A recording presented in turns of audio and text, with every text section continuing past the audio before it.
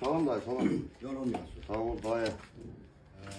Yedirmişler. Ha dayı yavaş yavaş işleyirik. Bura nerede öyle? Kapının yeri. Kapı yeri böyük görünmüyor.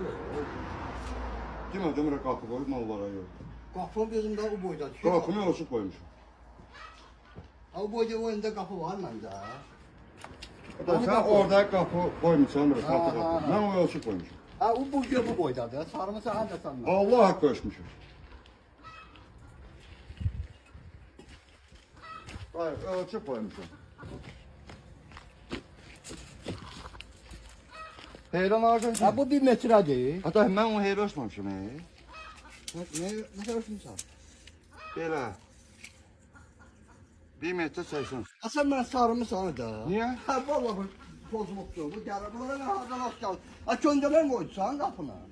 Sen bana demiştin tik koy, çöndenen koy, demedim. Nerede çıkın bu işten? Çıkın. Ama Adına ne ben var bezdirmiş edersin. Sen bana köndelen koyacaksın, demiştin kapına. tik koy, çöndenen koy. Ben belə ölçmüşəm da. Əsəbləşdirsən.